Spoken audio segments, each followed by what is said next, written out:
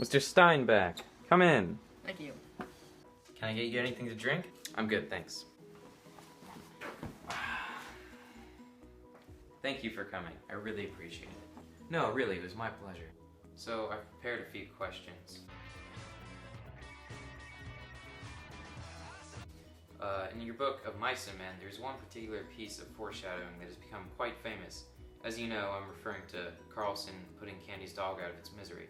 Later in the book, Candy admits to George, "I ought to have shot that dog myself, George. I shouldn't have ought to let no stranger shoot my dog."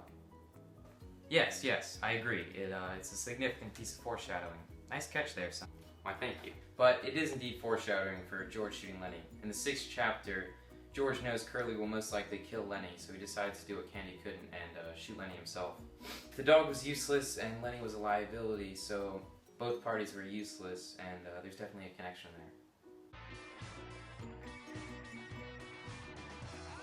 So John, there were quite a few reoccurring themes in your book of Mice and Men, many being good examples of repetition, but I want to know about the rabbits. The rabbits? Yes, John, the rabbits. There is repeated talk of Lenny getting to tend the rabbits. Lenny quoting, "I get to tend the rabbits and we're gonna live off the fat of the land." Yep.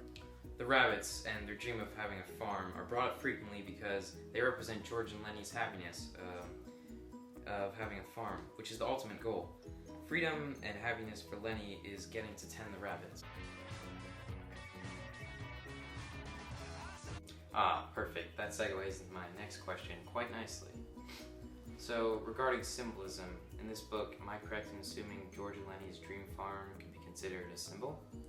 It's introduced very early in the book and continues to appear throughout. In the 1st chapter, George tells Lenny, "Someday, we're gonna get the jack together and we're gonna have a little horse and a couple acres and a cow and some pigs," and Lenny interrupts him, "Live off the fat of the land and have rabbits." Lenny loves those rabbits. Correct again. The basis of the symbol is George and Lenny's farm. It's meant to represent the American dream. The big descriptions of the farm where Lenny always giggles with delight makes it seem like a paradise. It's the reason they work and it's their life goal to live off the fat of the land, if you will. Now, there is a lot of figurative language in Mice and Men, of course. I have a quote here and I'm curious to how you classify this. "Slowly, like a terrier who doesn't want to bring a ball to its master, Lenny approached, drew back, approached again." Come on, man. This is a basic simile. What? I knew that. I was asking for a friend. But yes, it is a simile, of course, comparing Lenny to a dog and George to his caretaker. George does what's best for Lenny, even if he doesn't realize it all the time. Now, I don't mean to brag, but I did recognize all the indirect diction in this novel. I mean, did you use any direct diction, and can I have an example? I mean, I have to think. I haven't read my book in a while. I can wait.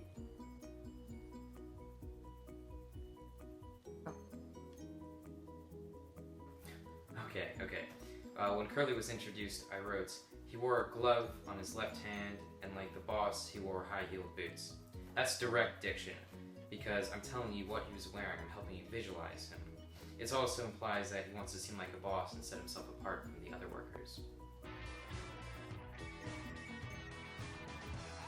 So your book is set in Soledad, California, correct?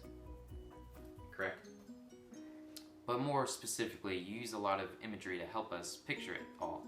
Could you give us an example of that? Yes, I do like to paint a picture and often use imagery to describe the characters' interactions or George and Lenny's dream farm, but there were a lot of instances of me just painting the picture and making a nice setting. I actually have one instance picked out. Willows fresh and green with every spring, carrying in their lower leaf junctures the debris of the winter's flooding, and sycamores with mottled white recumbent limbs and branches that arc over the pool. On the sandy bank under the trees, the leaves lie deep and so crisp that a lizard makes a great skittering if he runs among them. Well, that's all my questions. Thanks for coming down. It's been a good one. Thanks for having me. It's been a pleasure.